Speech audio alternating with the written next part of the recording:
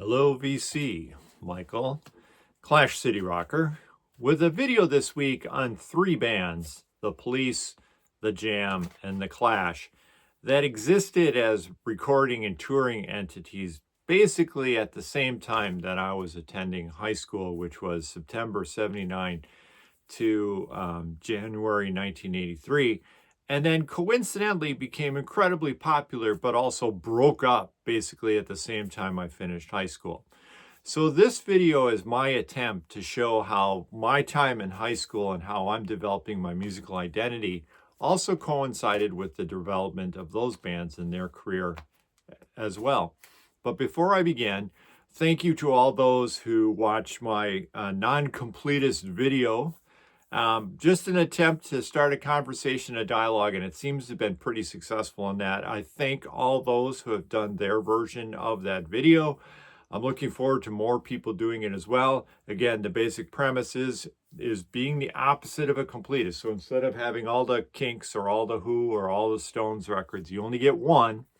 So please give it a try. So my musical identity is probably similar to a lot of people. So in the mid to late 70s, I was listening to a lot of hard rock. So one of my favorite bands was Aerosmith. I think this one came out in 77. Another one of my favorite bands was Queen. Loved this record. This one might be 1980, a little bit later, or actually 1978. What am I thinking?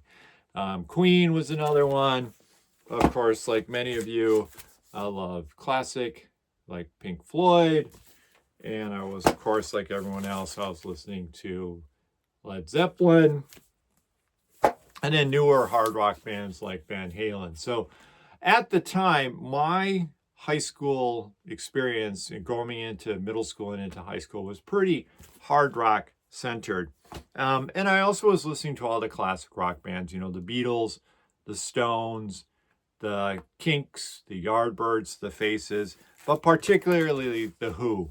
And this movie that came out, The Kid's All Right, in 1979, which I remember seeing with a couple friends at a movie theater, just blew my mind. If you're not familiar with it, you should definitely check it out. It is a bunch of videos from across their career of live performances and some videos they created, but this was really my full-on introduction to the band, and it kind of blew my mind at the time. The other place that started helping me understand music was two different sources, and those of you who were there at the time probably recognize it. One was Saturday Night Live. And Saturday Night Live, particularly in the late 70s, had a reputation for giving what would be known as outsider or punk or new wave or weirdo bands an opportunity to perform. So I started listening to and buying bands like this, Devo. I remember them doing Satisfaction on Saturday Night Live, just completely blew my brain. B-52s, Rock Lobster, again, just absolutely amazing. Got me into this. Talking Heads, Remain in Light, or more songs about buildings and food. The Al Green song, Take Me to the River. Again, seeing all of these on Saturday Night Live. And as I mentioned in my last video, the Ramones, going to see Rock and Roll High School. So this was absolutely pivotal to my musical identity. And then I've mentioned this before, but another way to learn about new music, because it wasn't going to be played on the radio, were magazines like this with Cream. And if you notice here, yes, it says The Knack, but there it says The Jam, and there it says The Clash. And The Jam, it says Beyond Mod, and then The Clash, FM Armageddon. And this came out in April 1980. And so I would read these magazines, and here's another one with Blondie on the cover. You got The Secret of his History of Punk, but there you got The Police. So there you go, my three favorite bands that eventually became that: The Police, The Jam, and The Clash, all in this magazine. There's Cream again, there's The Jam, and then again, Cream, and you can see Devo, and you can see the Talking Heads. So as a kid growing up in the Midwest, the Rust Belt, so to speak, having access to Saturday Night Live and Cream really helped form my musical identity. So I'm going through high school, I'm trudging through it, I'm dealing with it. Not my favorite place to be, but whatever. It is what it is. And then all of a sudden, this movie comes out. I'm sure most of you are familiar with it. There's Jimmy Nichols, Quadrophenia, Who album from 1973 made into this brilliant 1979 movie. And then I kind of developed a mod fixation. And I got into all things mod. So here's a compilation of a bunch of R&B, American R&B tracks that mods would be dancing to in the early to mid 60s, and some of the Northern Soul as well. There's some other compilations later that I picked up as well. But after watching Quadrophenia, I kind of thought of myself as a mod. So between watching Saturday Night Live, Cream, and then these rock and roll movies that I started to listen or watch, I became really acquainted with the Police, the Jam, and the Clash. And as I slowly finally was able to get their records, they became my favorite bands of all time. So one last little piece. I got a birthday subscription 1 year to Rolling Stone, and my first issue was this one with the Clash on the cover. There's Joe and Mick. I think this is from April 1980. But again, the more I read about these bands, the more I liked them. So what are my introductions to the Clash, the Jam, and the Police? Well, for the Police, my initial introduction was this record, Roxanne. I think this came out in 1978, maybe in the States as well. Played over and over and over and over again. Ubiquitous on American radio. Kind of like one of those hooky kind of things. But I didn't run out and buy a Police record at the time. The first record that I bought of those three principal bands was this one. And this I've shown recently. This is my UK CBS version of London Calling. But this record, which I got in, I think, January 1980, just opened up my ears. And again, Michael Clash City Rocker. The Clash are obviously my favorite band of all time. But the other band that I really, really loved was this band, The Jam. And this was the first Jam record I ever bought, Setting Suns. I believe this one came out in 1979 as well. So again, I'm entering high school in 1979. This album comes out in late 1979. This album comes out in late 79. And then a few years later, and I think I have the timeline correct on this, so let me double check here. Zenyatta Mondatta comes out the next year in 1980, which was this year. And this is the first Police record that I ever bought. And I played this thing absolutely to death. Now, the first one that the Police had in 1979, of course, was this one, Reggatta de Blanc. And the tracks that everybody knows, Message in a Bottle and Walking on the Moon, were the two big singles. So what was it about the Clash, and what was it about the Jam, and what was it about the Police that connected me so well? Well, one of the things is that they all came out of the British punk or independent or new wave music world. They had a lot of similarities. They both had a kind of a reggae influence to them, but they were also writing music across multiple genres. They weren't just like the standard band who played the same version of the song over and over again.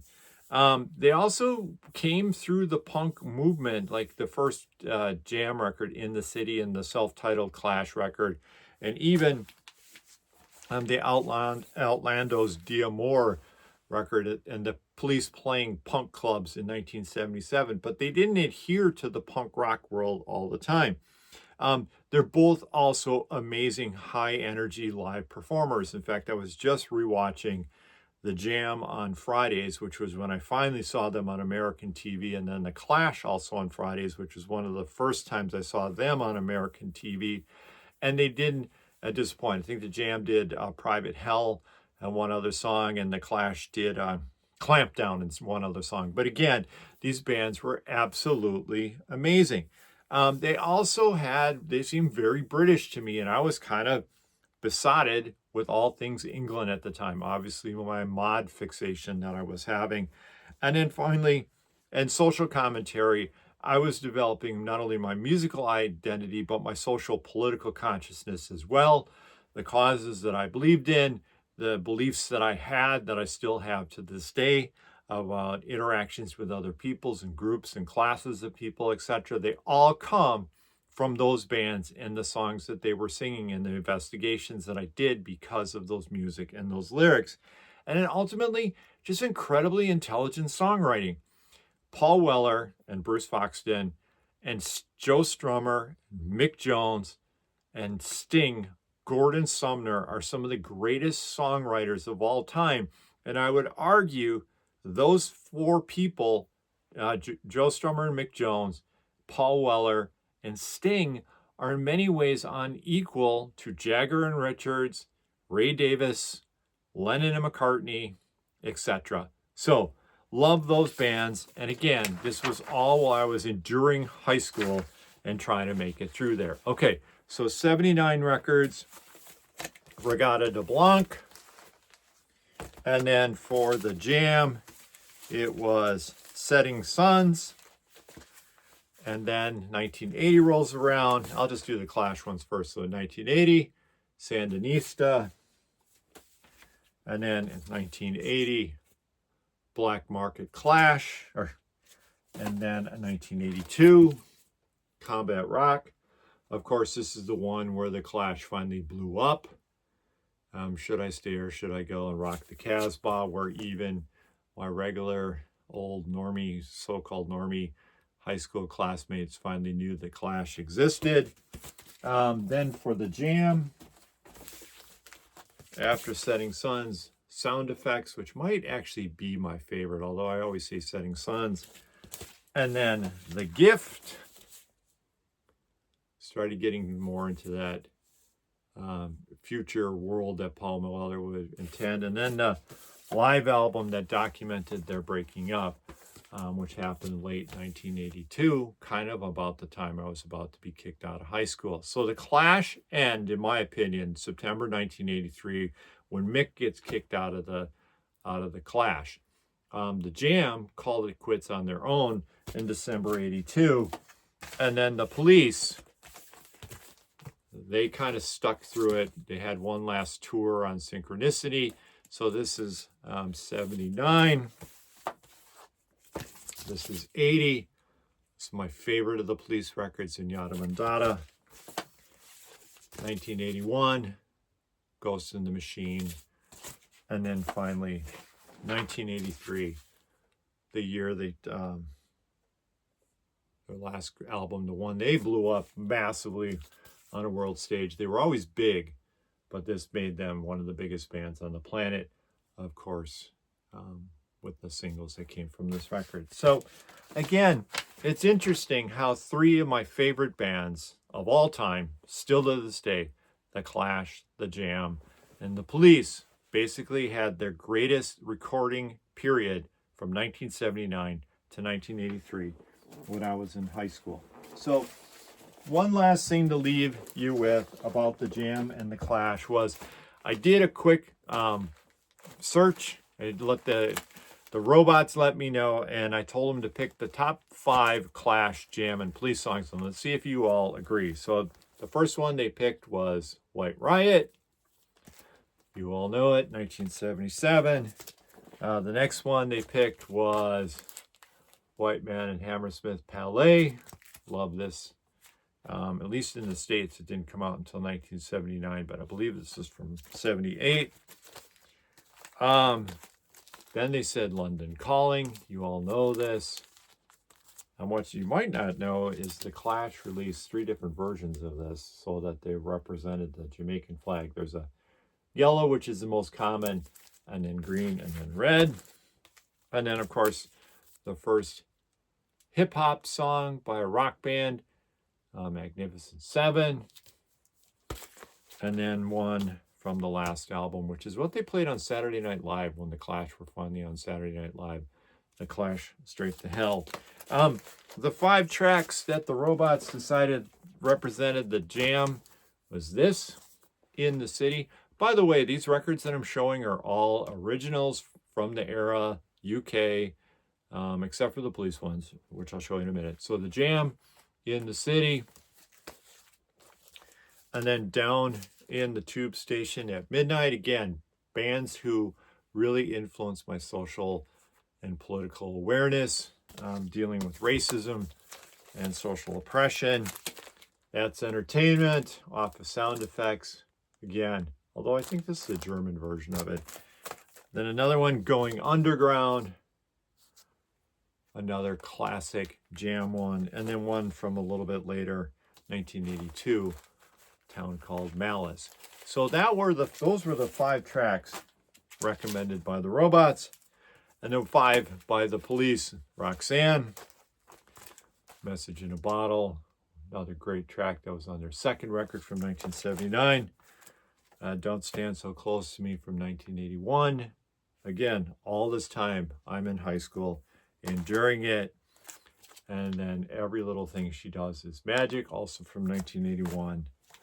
And then finally, Every Breath You Take. I think this version is from 1983 as well. So, Michael, Clash City Rocker, I've been thinking about it a lot, how 3 of my favorite bands who formed the core of my musical identity, the Police, the Jam, and the Clash, had their greatest period of productivity and creative output while I was enduring my time in high school. So my question for the VC is, what bands did you gravitate towards when you were in high school, when you were forming your musical identity, and do you still consider them some of your best or favorite bands today? So Michael, Clash City Rocker, interested in what you have to say. Peace.